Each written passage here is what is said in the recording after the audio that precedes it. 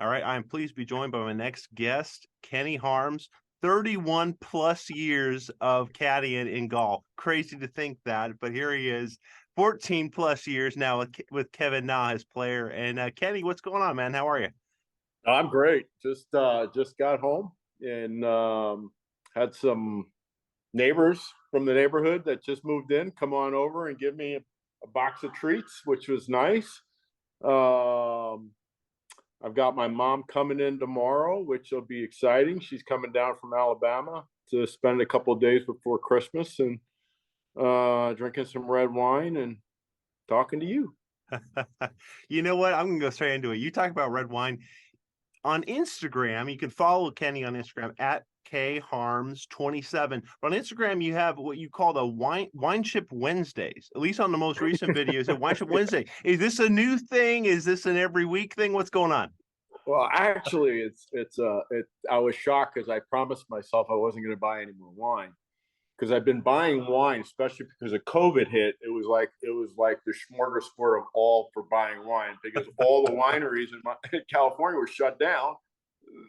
The only way they were going to sell stuff is on the internet, and they were giving all these deals. And so I was in a rental house, and the boxes just kept on stacking up, and I never really thought about it. And then Of course. I go to move into my house, and I've got this wine room that I built, and I literally had no room. I filled everything up. So To the I'm brim. like, what am I going to do? So I literally put an email out to all my buddies that I play gin with and poker with, and I literally said, hey, this is what I got the wine for. You're buying it at 60 to 70% off. I said, so I wound up selling like 30 cases to my buddies.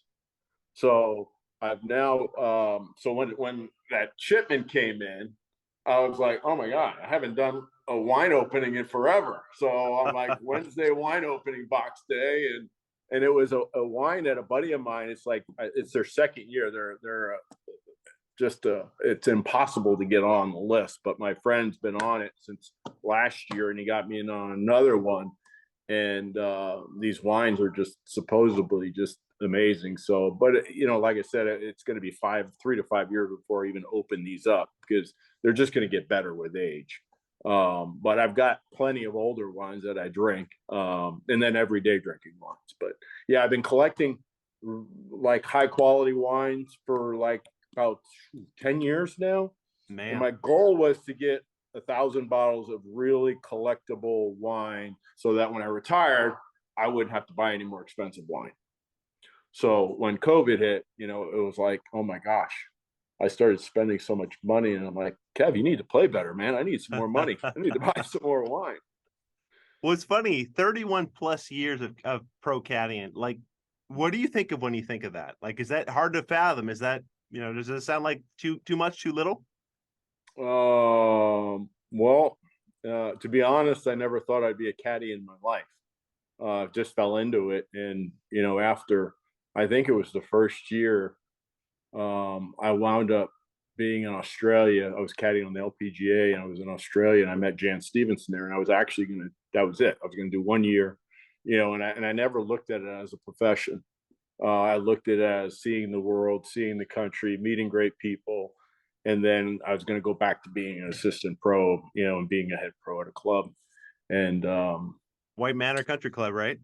yeah, White Manor Country Club in Philadelphia. That was my start. That's where we played Westchester University played their college golf at practicing. I wasn't really very good at all, to be honest. But yeah, I mean, I was a wrestler my whole life. I was really good at wrestling. I was not good at golf. And then I got pretty good at golf once I graduated and then became an assistant pro. Then I started, I practiced 3 or 4 hours a day and I got to a +1 thinking, man, I'm going to just, I'm going to be the next great, went down to Florida and everybody's shooting 65 and 64 and I'm struggling to shoot 73.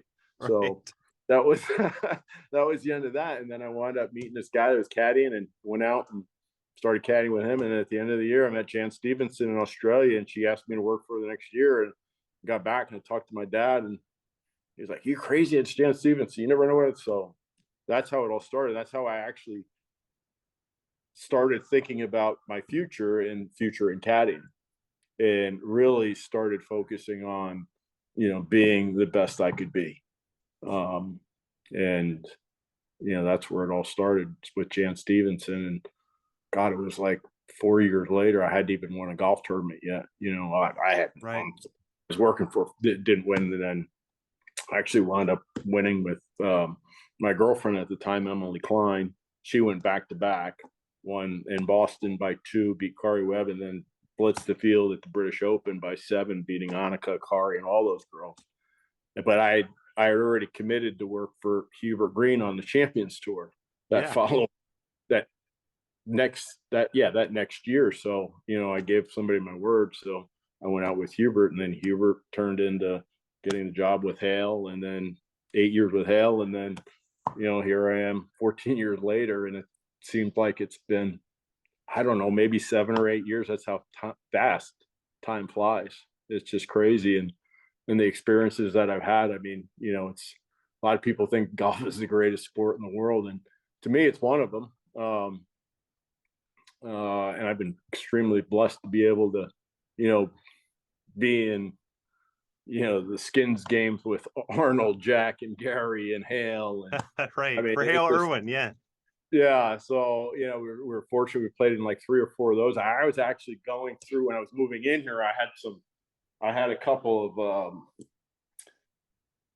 signed from all the players that were in the skins game. And so I didn't even realize I had them. I just totally forgot. It's been so long. It just shows you how old I am and how long I've been caddying. But yeah, the experiences have been amazing. I mean, just truly amazing. So think about that. You would have been in skins game caddying for Hale Irwin. You had, like you said, Jack, Gary Player, Arnold Palmer. Is there a memory from those 3 or 4 senior skins games that comes to mind that just is like, wow, like I was with those big 3, or maybe one of them hit a shot, or there was just something that really was just memorable. Just crazy to think you were there. I mean, just to be in that company of 3 of the greatest. I mean, those 3 guys are in the top 10 all time in golf. You think about Arnold Palmer, Jack Nicklaus, and Gary Player. All 3 of them are in the top 10. And here I am with arguably one of the guys that's probably, in my opinion, probably in the top 20 all time, in Hale Irwin, with what he accomplished: 3 U.S. Opens, 20 PGA tournaments, 45 Champions Tours, and then all the other tournaments he won all around the world, Ryder Cups and everything else. So yeah, I mean, it's just, you're in awe. You just fortunate that I had a lot of experience going into it, so I wasn't like that nervous being around them. And we got to play with Arnold a couple times when Hubert turned 50, which comes into one of the greatest. So we were playing, and it was on the first hole. Hubert missed a green, Arnold missed a green. Arnold chipped it to about 10 feet. Yeah. And Hubert had it chipped it to about 12 feet. And Hubert makes it, he turns around and he says, "Knock it in, king." And Arnold goes back like this. He looks at him. He says, "Don't ever say that to me again. That puts too much pressure on me." And I'm like thinking to myself, this is one of the greatest players of all time, and he's going to have pressure on a 10-foot putt on the first hole. On the first hole. And so, anyway, the little stuff like that, it's, you can see the competitiveness in him, and that's probably why he was so great. And you look at all those 4 players, none of them liked losing. None of them. And that's why they were so good, to me. Funny story, I was talking to Hubert one day, and it was actually, I think, that day when we were playing around, and he goes, "Kenny, you know why they call him the king, don't you?" I'm like, "Well, he's probably the king of the people, right?" He goes, "No."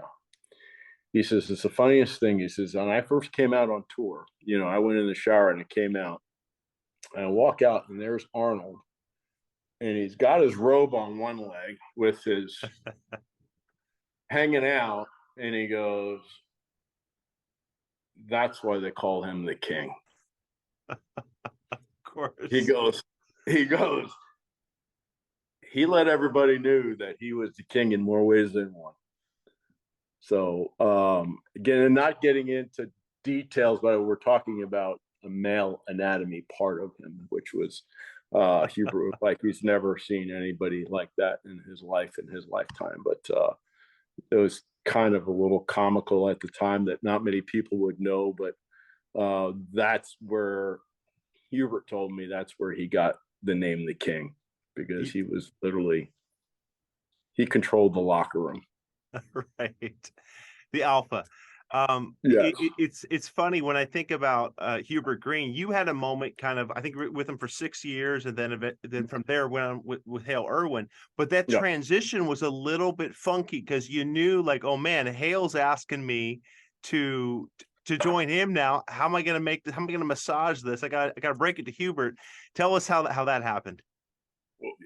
So yeah, so I got a phone call actually from Hale's caddy at the time, John Sullivan. And he's like, hey Kenny, what's up? You know, we were friends. We go out, you know, maybe once or twice a year, dinner or something.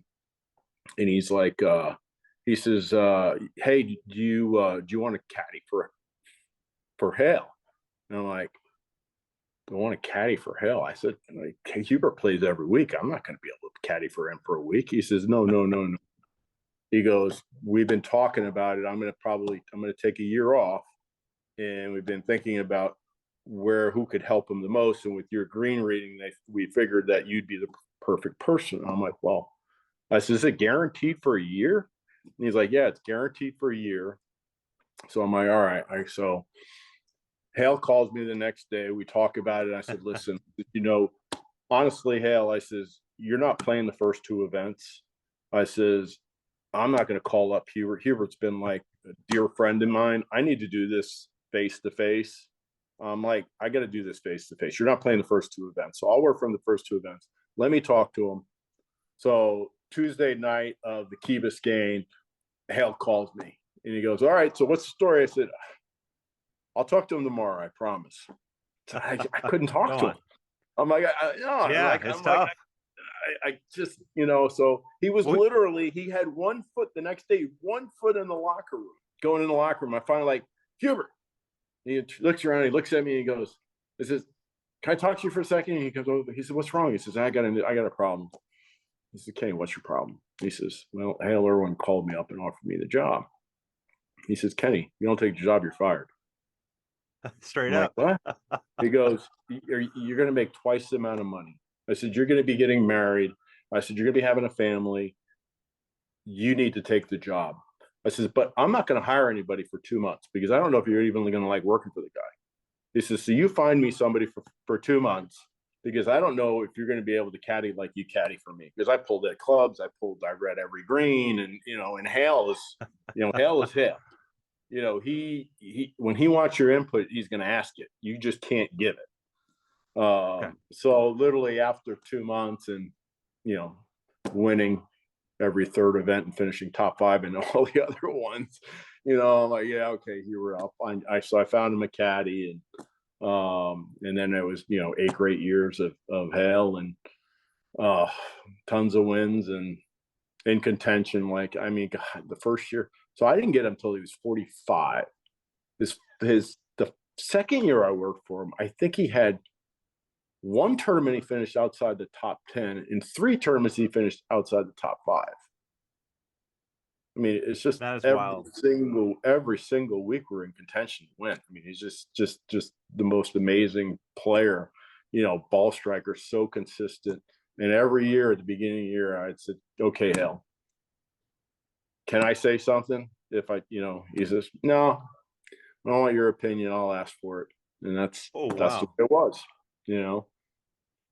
So here we are, 14 years later with you know, Kevin Nahn. So I've gone 6 years, 8 years, 14 years with the last 3 players. And I've always been a very loyal person.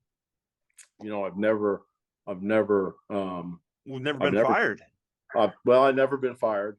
Knock on, yeah. Knock on wood. You never know what's right around the corner. But yeah, I've been pretty fortunate to have, you know, pretty strong-minded players that, you know, they were, you know, hey, if I made a mistake, I'll take all the blame in the world, you know. But I've got players that really are, you know, on hit bad shots, they're not going to turn around and blame me because I'll give it right back to them. But if I do something wrong, I'm gonna, I'm gonna let them know that I did something wrong. And but yeah, I've been pretty fortunate. Yeah. Well, speaking of doing something wrong, I mean, your word versus Kevin's word. Think about 2018 in Fort Worth, and there he was. He tried to talk him off he was trying to hit a longer shot into that green. He got water, short's dead, right's dead. I mean, kind of paint that picture of what that chat was like back and forth with Kevin.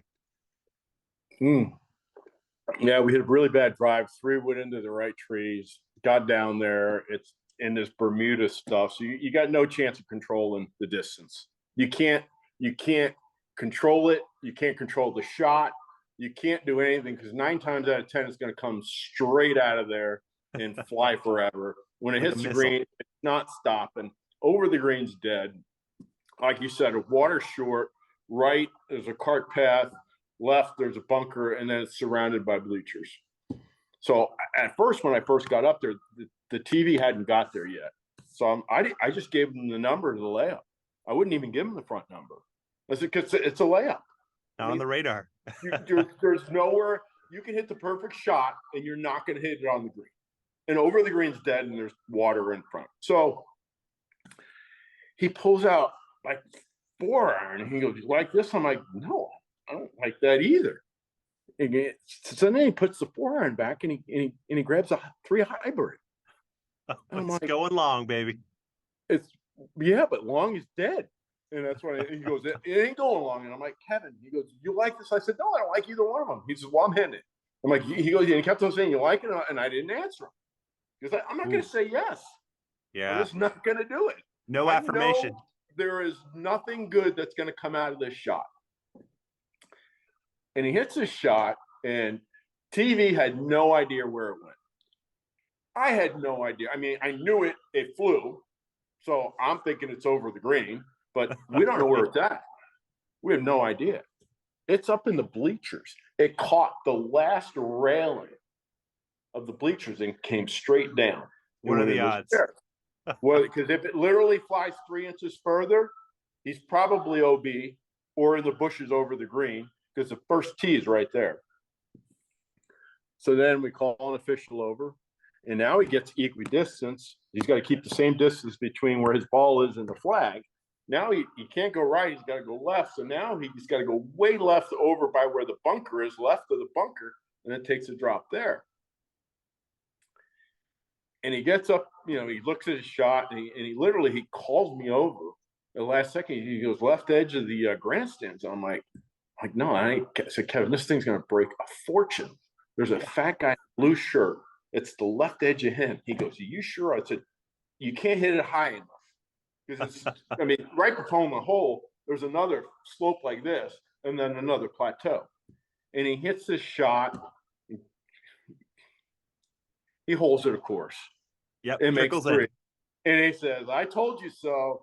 And I'm just shaking my head, and I'm like, this guy's done. He's done it more than once, though. That's the funny thing, is every time he does it, he chips it in.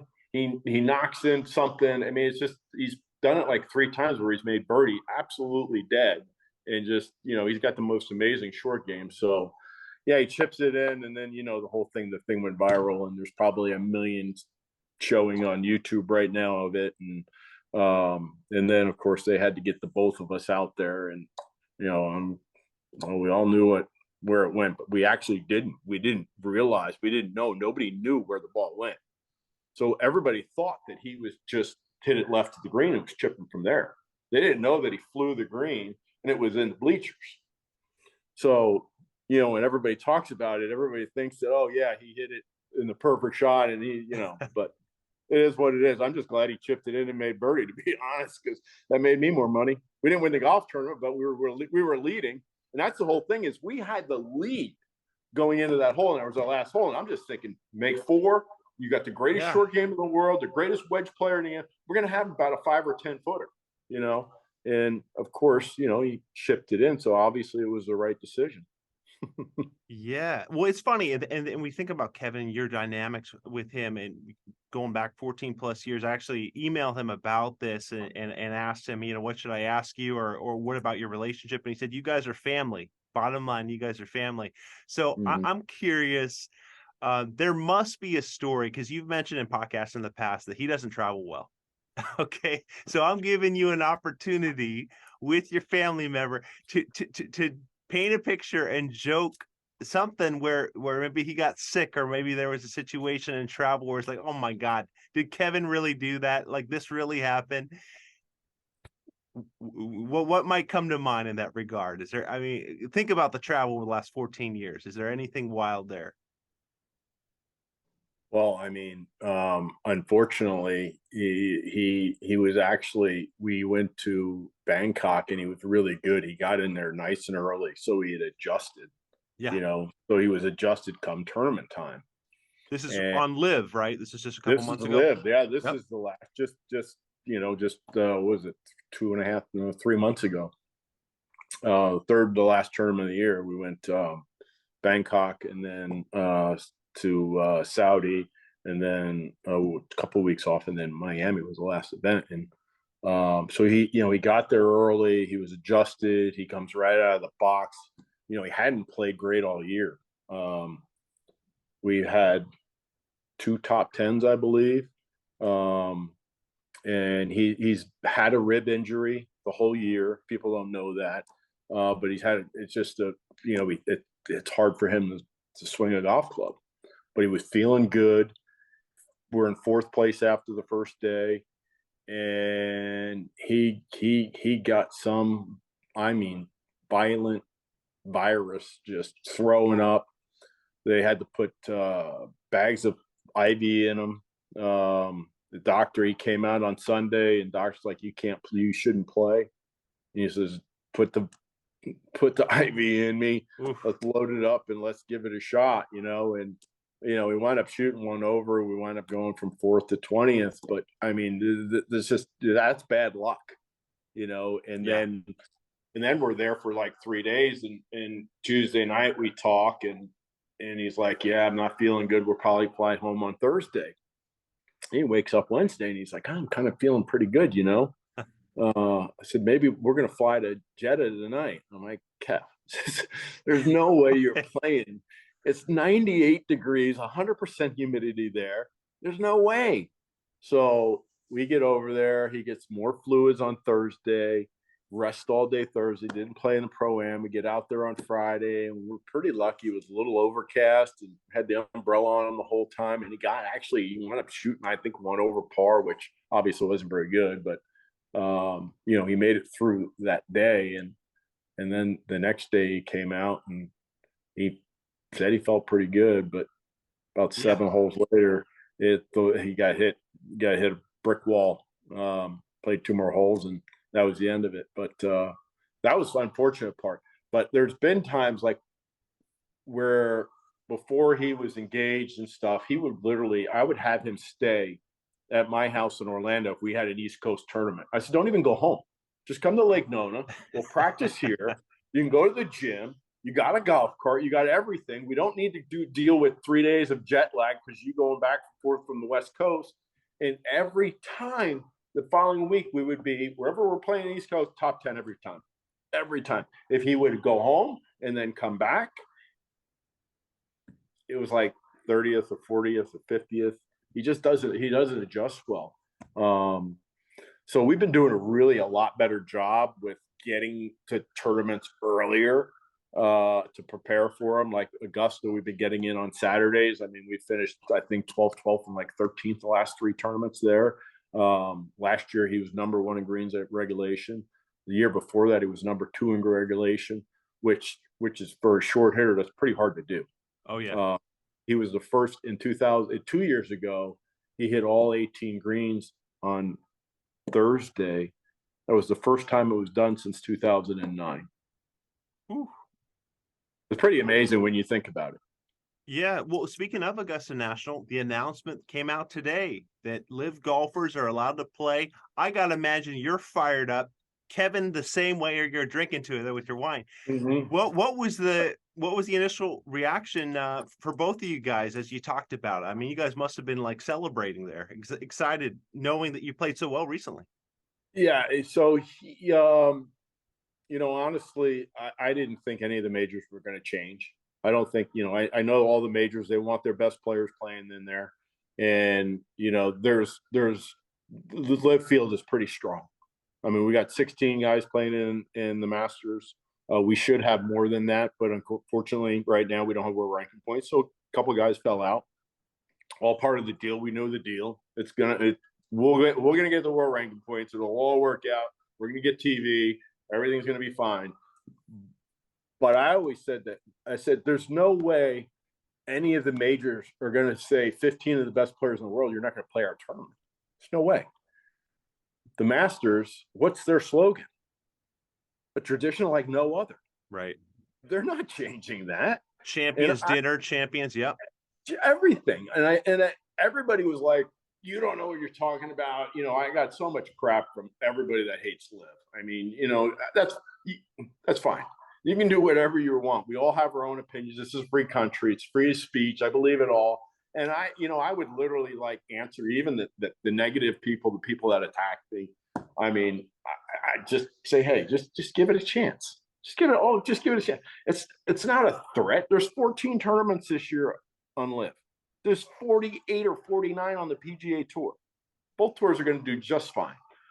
But, obviously, yes, it was huge because you just, deep down inside, I was like 99.9% positive that the Masters, the PGA, the Open Championship, and the U.S. Open were not going to do anything.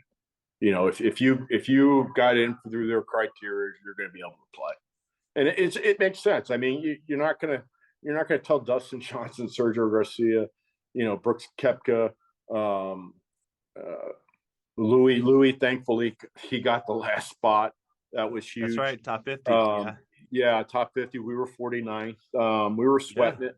We would have, if Kevin's rib was better, we were thinking about going there because it's a big thing to get into the Masters. It's, arguably, most people's favorite golf tournament in the world. And, we've had a lot of success there. So it's big. I mean, he sent me the thing because I was with my parents, so I wasn't looking at social media at the time. He sent me a text message. So I'm like, I actually think I said, yeah, I knew that was going to happen. Wow. We all knew that was going to happen. But, there's always that chance. But I mean, just, they did the right thing. There's a lot of haters out there, but it is what it is. And, you got 88 players are going to be in the Masters this year, or 90 or whatever that number is. And there's going to be at least 16 LIV guys there. And, hopefully we play really well because we are pretty much a big family right now. And fortunately, it's been that way since day one. It's kind of like something that's bizarre. Like everybody roots for everybody. Everybody's happy for everybody. It's just, it's amazing. It really is. I'm not saying that because I'm that way, but like literally the first tournament, I've never had a conversation with Dustin Johnson in my life. And he literally sitting next to me at lunch, and he just starts talking with me. And for 30 minutes, I'm talking to Dustin Johnson. And, it's like, I don't know if it's, it doesn't happen. No, it doesn't happen. Brooks Koepka, I mean, great guy. We get to know all these people because we're together all the time. The caddies are with the players. The caddies are at the pro-am dinnies and all the parties. We're at everything. We aren't eliminated we're not pushed out the door. We're part of it. We're part of this big family. We're part of the process of making this thing successful, which is cool. How does that differ from the way it's set up on the PGA Tour and access that you have? I mean, let's face it, the PGA Tour has come a long way with caddies in the last 30 years since I've been caddying. And I give them a lot of credit. I give, everybody there a lot of credit for what they've done. But, LIV Golf is just we're treated like players. We're treated almost better than the players on the PGA Tour. You think about it. All of our expenses are paid. All the expenses of the players on the PGA Tour aren't paid, but ours are. So it's there. We eat with now granted, there's 48 players, and there's a lot more players on the PGA Tour, but they have limited fields as well. So, Right. you know, sometimes there's enough room for everybody, and every once in a while, the caddies will be with the players. So, you know, I'm not going to ever say anything bad about the PGA Tour because, you know what, I got nothing bad to say about it. You know, there are things that I didn't agree with the PGA Tour, and you know, obviously, I was part of a huge lawsuit against them. But you know, they had to do that. Corporate America, whether you like it or not, they're going to do what they have to do. There's a bottom line. I get that, but it is a nonprofit organization as well. So you don't have stockholders you have to take care of. Your family is your family, and the caddies should have always been part of that family. You know, that I think that's the big difference is that when I stepped out on the PGA Tour 27 years ago, whatever it was, you know, we were pushed to the side. I mean, I remember you barely ever saw a caddy on TV. You know, now, you know, Bones, Fluff, Greller, all these guys are household names because they finally, there's another story to be told. You know, there's more. When you have more things to talk about, you're going to bring more excitement to the game. And to me, I think probably one of the greatest things on TV is listening to the conversations between the player and the caddy. I mean, I don't want to watch shots. I want to see who made the decision when that ball goes over the green or comes short in the water. That's what I want to see. It's raw. It's real. I want to see that. You know, it's like the conversation between me and Kevin. That thing went viral. You know, that's what people want to see.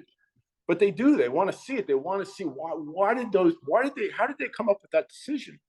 You know, especially when we make a mistake, you know, or, you know, caddy player wants to hit one club and the caddy wants to hit the other club. And, you know, maybe the caddy was wrong or the player was wrong. But we as spectators, we want to see that. To me, that if I was a producer on golf, I would be showing the caddy and the player and the conversations to how they got to that more than, you know, showing 15 more shots of some guy that's not even competition. You know, not even, I mean, they're in a competition, but they're not in range of winning a golf tournament. So, you know, we've come a long way in the game of golf, but, you know, we can always improve. And I think that, you know, because of where LIV is, and literally they just knocked it right out of the park right from the first day. I mean, every single week we have questionnaires where we fill out what can we do better, what can we do better, and if we ever need anything, it's done. I've never had saying, let me get back to you. Let me get back to you. That's all I heard on the PGA Tour. Let me get back to you. We'll get that done for you. And totally you different. also said a totally different dynamic, but also you said in the beginning of this conversation that you felt like you were kind of pushed off to the side, kind of in those early tour days, right? Well, like yeah, how we so? were, you know, well, you didn't even have a tent back when I first started caddying. You got a coupon to go to the concession stand, and sometimes you didn't even get that. You know, so we've gone from the concession stand, which was, hey, I get it, I'm not complaining. That's the way it was. The problem is you now you've got these kids that have started caddying now, and I mean, it's pretty amazing. You've got breakfast, you've got lunch, you've got maybe snacks when you get done. You've got a tent. Sometimes you're in the locker room, sometimes you're not. You know, sometimes you get an airline ticket, maybe somewhere, or maybe a free hotel room once or twice a year. You know, that's every week with us. And you know, so the PGA Tour has come a long way. I mean, it's, you know, they're striving. It's like we played with Jay Monahan in the Genesis Pro-Am at Riviera. At Riviera in February of last year. And, you know, we're coming up the 18th hole, and he says, "Hey, Kenny," he goes, "is there anything we can do better? You know, what do you think?" And I'm like, I told him, I said, you know, I said, you know what, you guys have come a long way. I says, but there's still no um, retirement. We fuel our own retirement. The players they have a retirement with PGA Tours. It's one of the best in the world, but caddies have nothing. The caddies get the stipend, which was zero. Then it became $2,000, and then finally it was $2,000 for like 15 years. And then when the lawsuit came in, and we had one more appeal, we said to them, "We're not going to appeal again." I said, "Let's sit down and figure this out." And then they came to us and they said, "We're going to give you $7,500 a year," which is huge because it covers probably 50% of the caddies. With obviously raising. So supposedly they're raising it this year. I don't know if the numbers from 7,500 to 9,000 or what the number exactly is, but they're raising it again. So, which is big. Unfortunately, for a family of four, everybody knows it's about 20 grand a year.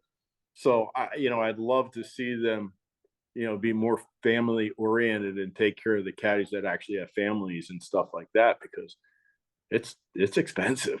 I mean, especially traveling nowadays. I look at everything. I fly overseas. It's business class. If I fly continental, it's they pick up economy, which economy plus. So I upgrade it if there's seats. But we're staying in nice hotels every week. We were at Trump Doral. Bedminster. We're staying there. We were at Bedminster. We stayed at a different hotel, but I think our hotel was actually nicer than the players. Oh, wow. It's, it, How is it that was, possible? Kenny, how is that possible? it was an amenity thing. Our hotel was like brand new, and theirs was an old Marriott. We were in like a brand new A-City Marriott. And then the same thing happened in Portland. Our hotel room was like 15 minutes away. They were downtown, and you don't want to be downtown Portland. I mean, you just don't want to be there. Trust me, I drove around, and it's insanity. It's absolutely insanity. But yeah, there's a couple times this year where we had a nicer hotel room than the players did. That's wild. Well, what about access? Like I know when I texted you a couple months ago, 3-4 months ago when LIV was new, you're talking about access to the clubhouse at all times was a big deal. So how does it compare to PGA Tour? Well, honestly, that's where I was getting into it. It's easy when you have 48 players and you have 48 caddies to have enough room for everybody. We most of the times, if we weren't in the same locker room, then we had the ladies' locker room and they were in the PGA locker room, but everybody was hanging out in the PGA Tour locker room. All the physio guys were there, and they take care of us as well. The physios, there's 3 physios there every week. They take care of. We have full treatment. Anything that's wrong, I actually became best friends with the 3 of them. I mean, we literally we go out. I take them out for pizza. We do pizza reviews, the whole thing. We have like such a great, everybody's part of the deal. Like, it's like I went and I'm like, hey, is there any way that we can get the physio guys into one of the pro-am parties? He said, oh yeah, we should definitely do that. And next week they were in one. And that's just, I mean, it's like, it's so refreshing. But it's like I say, it's easy to do if you only have 48 players and 48 caddies. It's hard to do if you have a 156-man field and then 156 man. You're not going to be able to accommodate all those caddies and players in a locker room. So the PGA Tour actually did give access finally to the caddies on the PGA Tour this last year, which is nice. They can't stay in there, but they can go in and grab something from the locker and then go where, because you can't have 156. Because let's face it, some of the players don't want their caddies in there. And then there's some guys that do on the PGA on LIV. Everybody's everybody's smiling, everybody's happy. You get done and it's like, okay, it's like the hero challenge. I just finished 22nd and I just made $150,000. Those are the events, that the players always wanted. The players don't want 156-man fields playing at, whatever tournament they're at. They've always wanted limited fields on the PGA Tour. The best players always wanted, the top players with 48 or 50. Don't get me wrong. When it gets to a major, everybody wants the bigger and the best, and everybody. It's a totally different animal, right? But you look at all the tournaments, like all the world championships that we used to have. We did the 4 world championships. There's one now. WGCs, yeah. Yeah, there's only one. There's the match play, which, it can't be considered a world championship anymore if the LIV guys can't go and they're in the top one, the top 64. So you can't. That's not a world champion. You can't call it a world championship anymore. So it's going to be interesting to see what they do with that. If these guys, because they're saying they're not going to be able to play, so it's not a world championship if you don't have the best players there. If you have 16 guys that are in the top 64 next year, when it comes down to that tournament, you're going to tell them that they can't play? What do you? It's a tough combo. It's not a world championship then. It's a PGA tournament. They can set the rules for now. We'll see what happens in 2024, what the courts decide. But as of now, the players are banned. But you can't call it a world championship if the best players aren't there and they're exempt to be played in it. It doesn't live up to the title. Right. And, and there's a lot of sponsors that aren't very happy either that, the PGA Tour is saying that, Dustin Johnson and Wayne Gretzky aren't going to be at Pebble Beach. There's a lot of unhappy sponsors. And they won't admit it. I guarantee they won't, but I know it for a fact. I mean, we're playing in Mexico this year. Mexico got dropped. They dropped it because they couldn't have any of their players there. So now our second LIV event is going, or actually our first LIV event is going to be in Mexico. The Mayakoba Resort. Yeah, exactly. Yeah. So they're done. As far as my understanding is they're done. They're not going back there. Maybe they are going back there, but I don't think that any of the other tournament that's in Mexico and where is it on the West Coast? Is it El Camelon or something? I don't know. What am I thinking? Something like that. Some new venue. I don't think they're very happy either that, Abraham Answer and Carlos Ortiz aren't in the fields. So, especially when you go overseas like that, it's going to be very difficult. And hopefully, it's like, come on, let's just get together, sort this thing out and be done with it. It's not good for the game of golf. Yeah, and how do you see that going though over these next year or two? Like, how will that work itself out? You think, if it can? You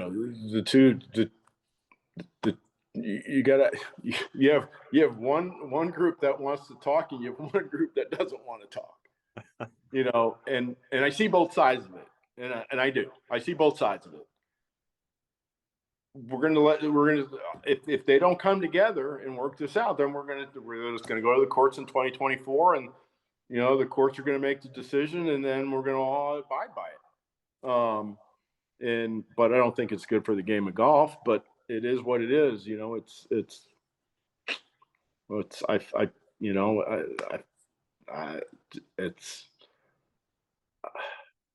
frustrating.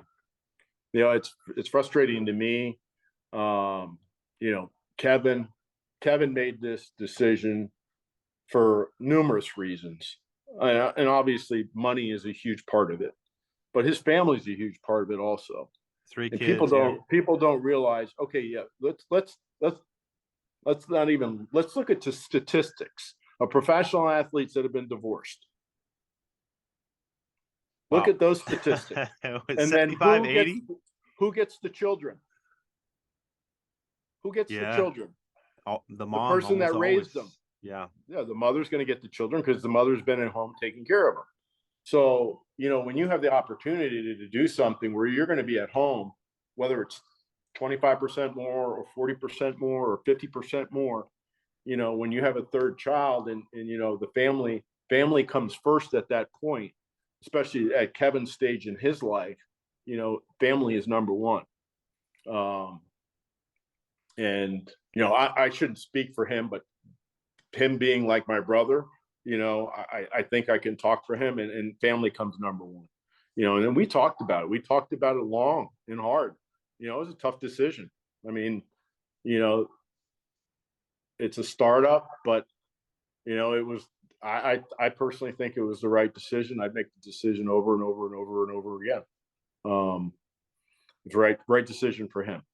Well, tough So, decision in the sense of what? That you're giving up on all these venues that you love and the history, you know, the friendships with other people you had, like you don't have that access like you used to, or well, how I so? don't think you're giving up the friendship unless it's there. To me, it's not a real friendship if somebody making the best decision for their family and themselves, if another person has, one of their best friends has a problem with that, then they're not a real friend. You know, the crap that I've Right. seen with couples and you know, Couples and Mickelson used to be best friends. Now Couples won't even talk to him. I mean, you obviously weren't that good of friends if that's the case. So, you know, you can count your best friends really on one hand if you're lucky. You got 5 go-to people. And, you know, I look at every single person that made that decision as, you know, they made that decision for them and their family. Now, if they were single, then that's a different situation. But most of the guys on the tour are married and have kids, and there's a couple single ones, but most of them, you know, have families, you know, and you know, when you look at those statistics when it comes to divorces and stuff like that, people aren't talking about that. That's one of the things I looked at. You know, I'm single. I was married, don't have any children, so you know, it was easy for me because you know, I just got to spend a month with my dad. If I Yeah, was on the PGA Ernie, Tour, I wouldn't have been able to do that. You and know, and he's yeah. he's 87 years old. You know, I get to spend more time with my nephew. I get to spend more time with my stepmom and my mom and her husband, Doug, and you know, and my friends. And to me, it's like, all right, I've been, you know, doing this for 32 years now. And, you know, do I want to caddy 28 events a year? Not many, not long, no.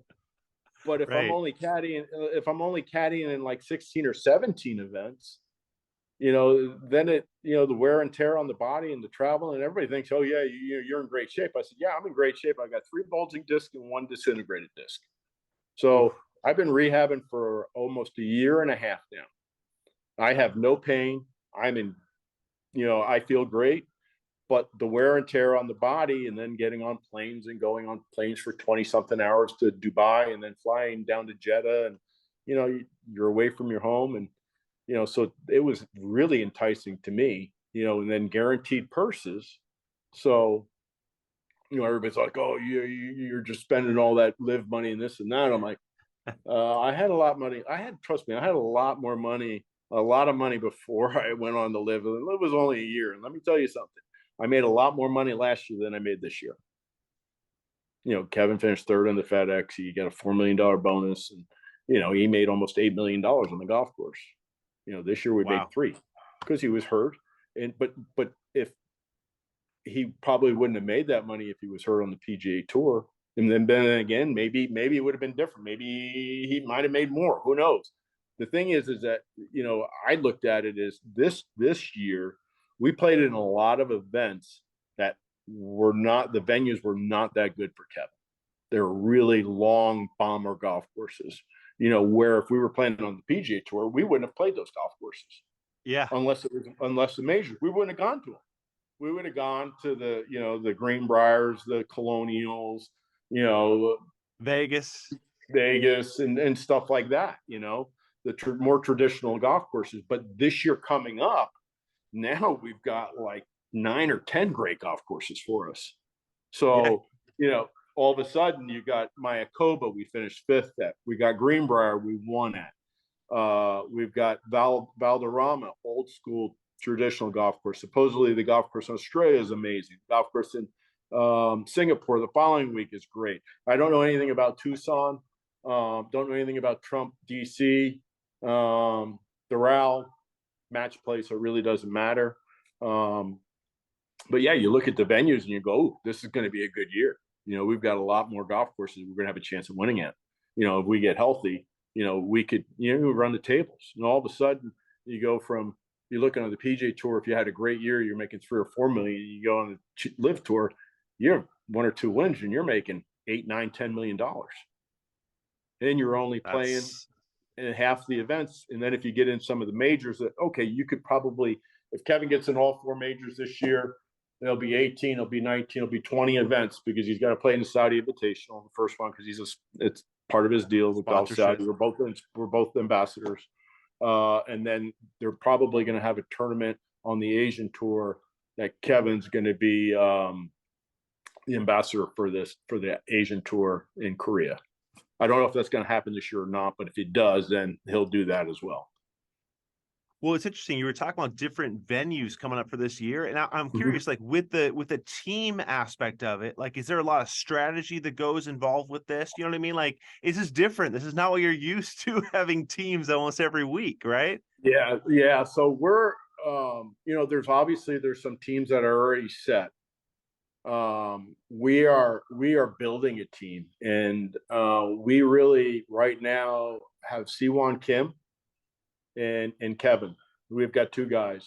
So we don't know who our 3rd and 4th guy are yet. I think I want to say there's either 6, 7, or 8 spots open for players for next year. But really they're focusing on the schedule right now, TV, world ranking points.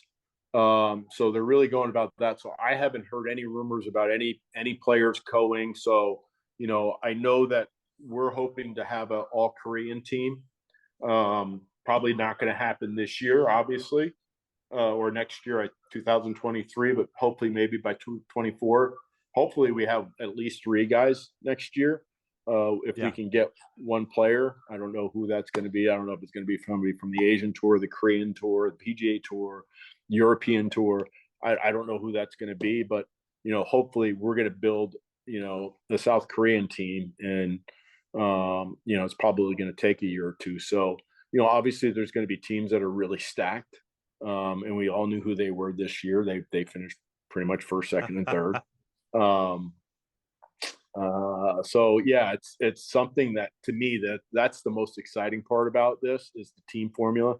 I think that I wish that Miami was on TV because it was amazing. I mean, the crowds were phenomenal, and the golf was just off the charts. It looked like, oh my God, it's like everybody all of a sudden started making bogeys. And I'm like, oh my God, this is going to look so bad on TV. And then everybody started making birdies, like everywhere. Everybody, like, Pat Perez had to get it up and down out of the last bunker, got it up and down out of the last bunker.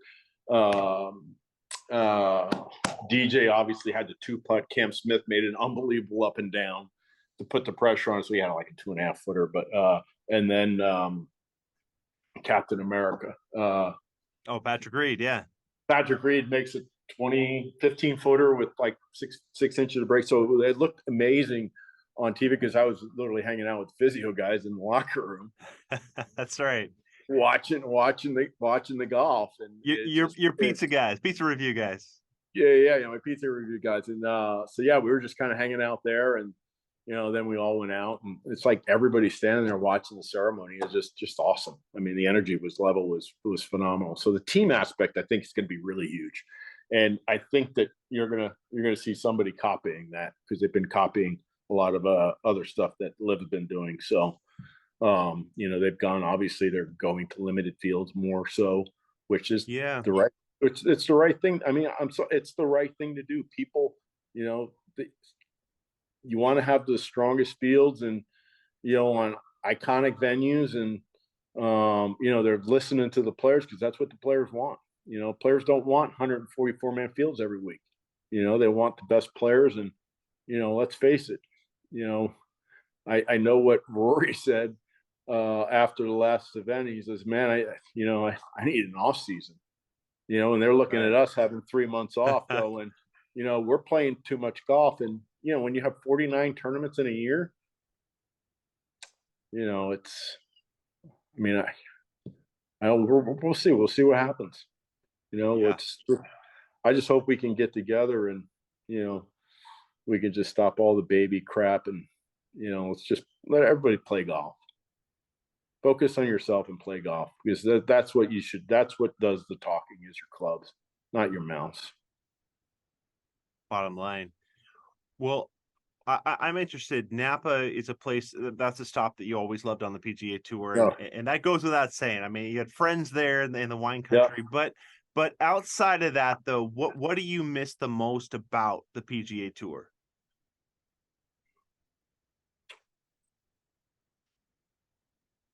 Um,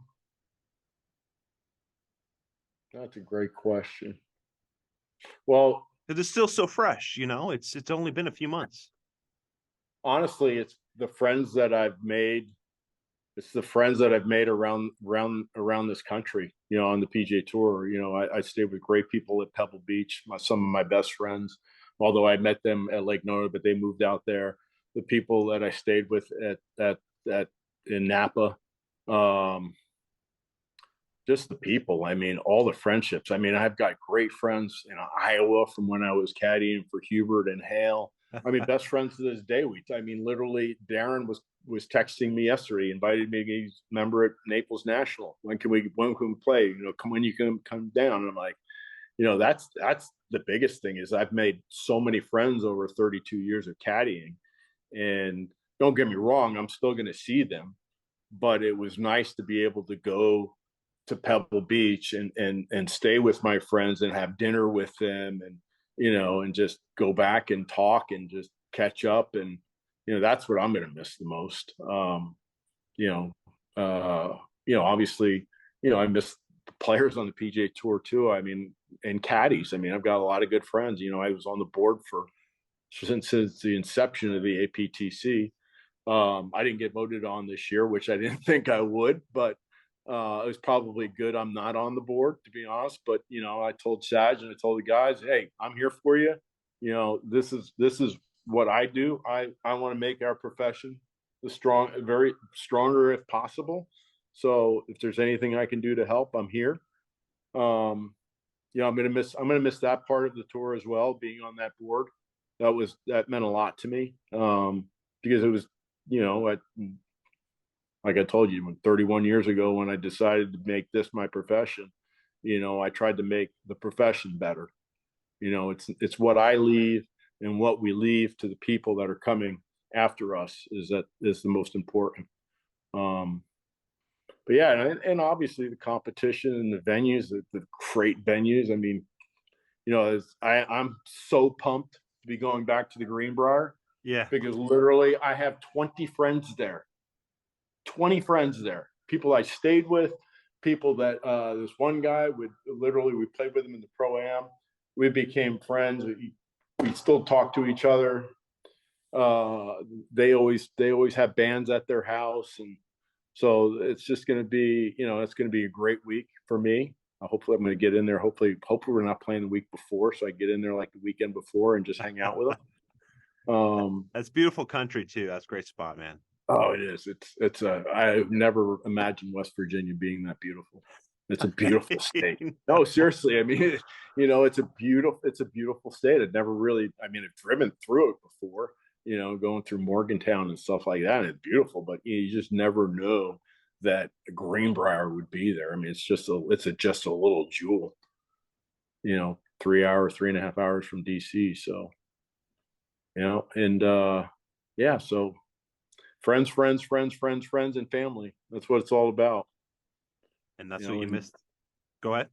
Yeah, that's what that's probably what I'll miss. But the real friends you stay in touch with. Yeah, and I guess is there anything else to the Association of Professional Tour Caddies, the APTC? Is there anything else to that is bittersweet? Being there every year, like you said, up in your professional career, and then now it's not really a part of your life anymore. So, is there anything else that makes that bittersweet at all? Um, just being part of making life better for the other caddies for the last 7 or 8 years the APT started. Being being on a, I hate to say this, but being on a lawsuit going up against the PGA Tour, I thought was, for 100 and whatever, how many 120 or 130 guys that we had signing up for that. That's pretty powerful. Yeah, we lost. I don't know how we lost. I still don't know how we lost. I mean, I probably talked to 30 lawyers around the world getting their opinions before we even filed, and not one of them told me that we had a bad case. So I was a little shocked that we lost, but it is what it is. We made things better for the guys, coming up, better health insurance, and the guys are working hard right now on getting more caddies to get into their starting retirement packages and stuff like that for the future, which is huge. Sad's done an amazing job being the president. James Edmondson starting it, and it's just been great people to get in there. And we've got some new guys on the board, which they needed some new blood. So hopefully they can continue to build it and strengthen it, and make the profession more respectable. Yeah, for sure, man. And it's interesting. I heard you on a podcast a couple months ago talking about PGA Tour earnings, like lifetime earnings, and how Kevin Na was removed from that Yeah. since joining LIV. Like, what do they do? I mean, what's, I guess, your opinion of that? Like, it's obviously they're erasing it from the record. It just doesn't. I don't know. I mean, how does it sit with you? I've lost a lot of respect for the people in the PGA Tour doing that, to be honest, because that's erasing history. There's guys that are retired. Kevin retired. He didn't sue the tour. He literally retired. He literally stepped away from the PGA Tour. And there's other guys on that official world ranking that are still on there that retired. That are still on it. Yeah. And it doesn't matter. How do you erase history? I mean, it's been tried. I mean, I'm not going to get into politics, but it is childish. It's childish. I mean, who in their right mind made that decision? And you'll have people that go, "Oh, he sounds like a crybaby." I said, no, it's history. The LIV is starting history last year. It's all history. It's all part of everybody's history. Everything we do is history. You either have the future or you have what happened in the past, and you can't erase it. Well, obviously they think they can, and I don't agree with 100%. And that's one of the first things when I see Jay Monahan, I'm gonna say something to him. I say, how do you think you can erase history? How do you pull it? He retired. Let's go down this list. Look at all the people that retired. They're still on that list. Whether you retired or not, they're part of the PGA Tour's history. I don't get it. I mean, I don't get it. It was mind boggling when that happened. I was like, oh my God. And then I started going down the list, and it's like, wow. Wait, so you said there's other guys that are retired that are still on there? Oh, okay. So you're talking about guys that are like in their 50s or 60s, right? Yeah. Okay. They're still on that list. Even if they're not active anymore, that's kind of the point you're saying, right? With them, they're not active. They're still on that list. Yeah. So if Kevin retired from the tour, he left the tour. He didn't sue the tour. He left. He didn't get banned. He didn't get banned like some of the guys that played in an event that didn't. He literally retired himself and pulled himself off of the PGA Tour before he played his first event. And he didn't sue the tour either. Right. Well, whether he sued it or not really shouldn't matter. But the fact is that they literally eliminated him from the history on the PGA Tour's money list, all-time money list. That's childish. Yeah. I mean, is there anything else that the tour has eliminated him from that surprised you? Like anything, along those lines, or this is a multi-layered thing over time, I'm sure, but that was like I honestly, I don't know if I've researched anything else to even see it. When I saw that, I figured they probably, took him off of everything, because I think that's what they did. I think they took everybody off of everything that went to live. Hmm. I could be mistaken, but I know that, I know that there's people, that played the PGA Tour that are no longer playing the PGA Tour that are on that money list. I mean, plenty of guys that are retired that are falling out of the top 50 in the world, like KJ Choi. He's he's behind Kevin, and he's still on that money list. Um, there's guys. I'm sure there's guys that don't even play the Champions Tour that are no longer on that money list. That are still on that money list. So, yeah, I was shocking. I was shocked at that. I just said to myself, "Wow, that's no class. That's 100% no class." Lost a lot of respect for the PGA Tour on that one, to be honest. I mean, I'm just talking from my heart, because that's what I do. I look you in the face and I'm going to call it. And you know what? I'm going to say something to Jay when I see him. Yeah. He ain't going to care. I mean, who knows? He might not even be around. Who knows? I think he'll be around, but you never know.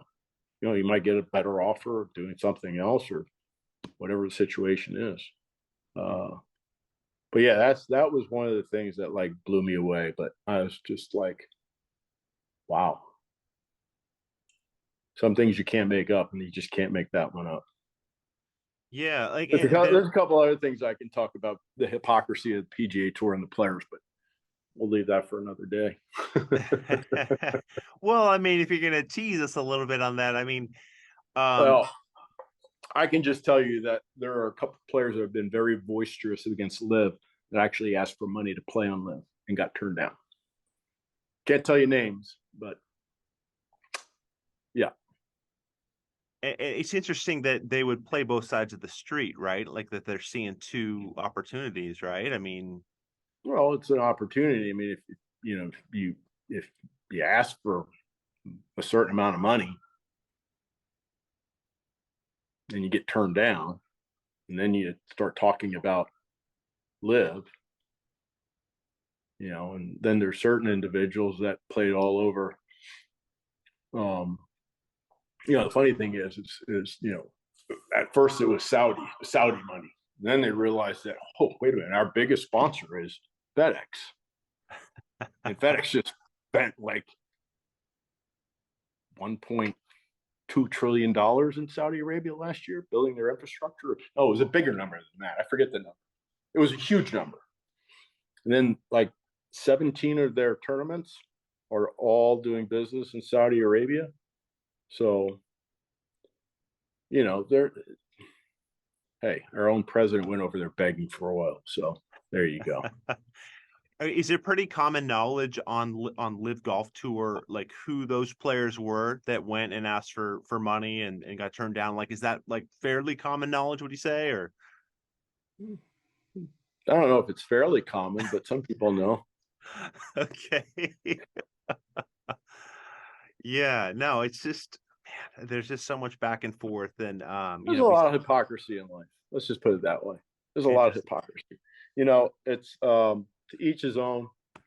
I was just raised differently, I guess. I mean, my dad was an amazing father. I mean, he is an amazing father. He's still alive, but he taught me as a kid, unless you got something nice to say about somebody, don't say anything at all. And I try to live by that. And obviously, we all make mistakes, and I think people are going to look back at it, and they're probably going to wish that they didn't say some of the stuff that they said. It's funny because I used to comment on social media, and I kind of like got away from that because all the negativity, but I've been watching, haters, but even like, there's certain players that were playing on the PGA Tour, and I watched and the comments were like, in the beginning were like real positive towards them, and now they're like, all right, now you're starting to sound like a baby. Enough is enough. And I just you can make your point, but you shouldn't beat a drum that in the long run is not going to do you any good. Um, you know, I don't know. I think it's pretty sad that, so many friendships have been lost because of their friends leaving LIV for their family and making a better life for them. And they're just, it's not a true friend. I mean, it isn't. It's not a true friend. And you don't want those people in your life anyway. It's my dad would be like, do you really want him in your life if that's the way he's going to act?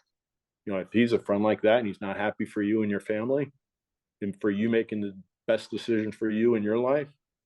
And that's the thing that bothers me the most, because you got these guys that are worth hundreds and hundreds of millions of dollars. And then you got guys that are worth, and I'm not saying, some guys worth 20 million, 30 million. It's a lot of money.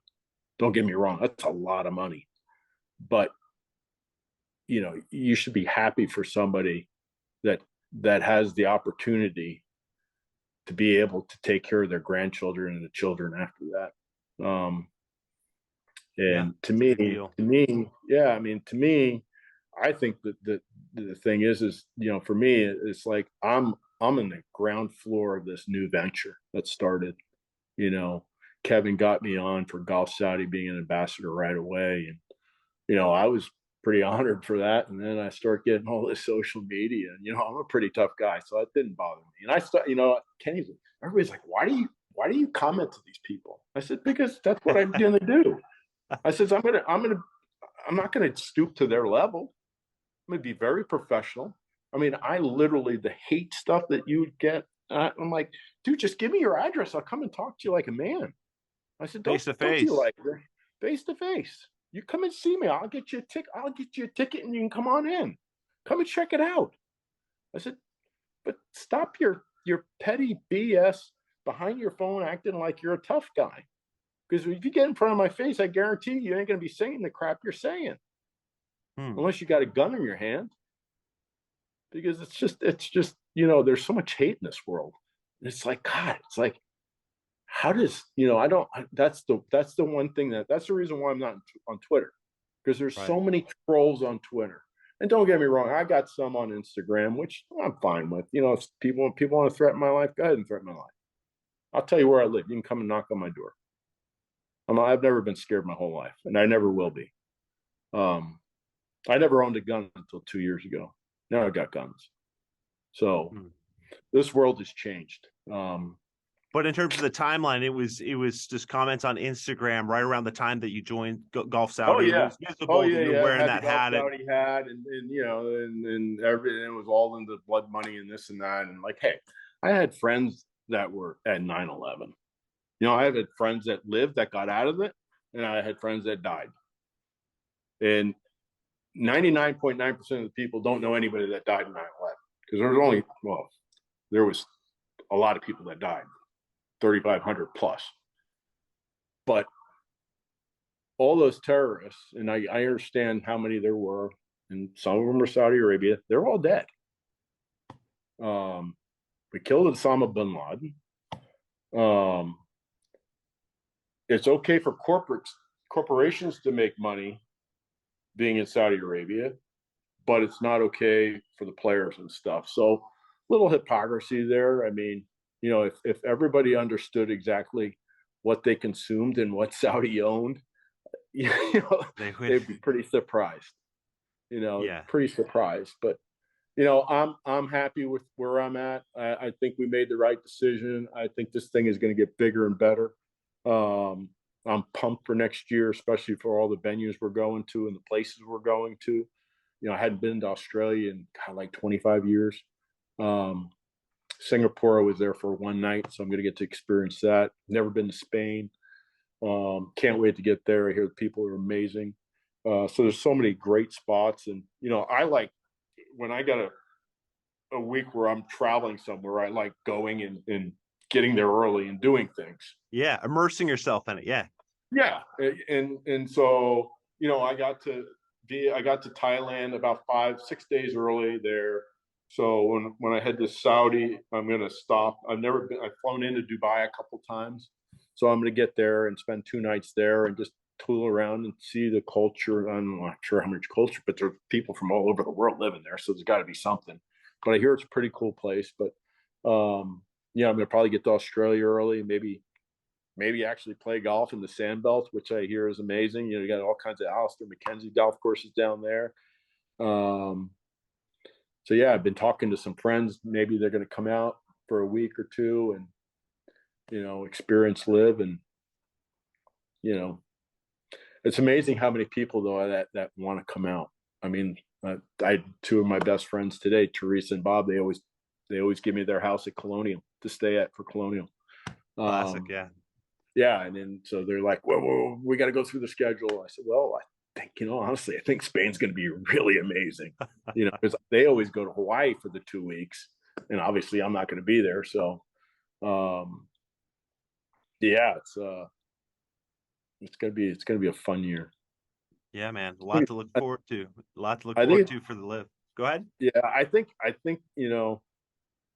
actually, I think the Masters is going to be amazing this year, and I personally think that it's going to bring golf together. I really do.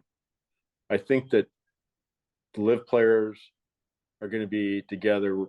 Obviously there was a bunch of them at the Open Championship, and then that was right before Cam joined, but we're actually here already joined. I don't know personally. It was right before. Yes. Yeah, yes. Right. So, I'm hoping that friendships get back together. That's what I'm hoping for. I'm hoping that, golf is put ahead of all the petty crap that's going on right now. That's what I would like to see. And I would like to see people getting back together and LIV in the PGA Tour figuring this out. Because let's face it, LIV plays 14 events. We don't play against any of the majors. We don't play against the PGA Championship or the Players Championship. We don't play against their marquee events. There is no reason in the world that these two cannot thrive for the next 100 years. Yeah. Well, let's hope it happens. Kenny, thanks for your time. I appreciate joining on the pod. Thanks for having me on, buddy. Always appreciate it.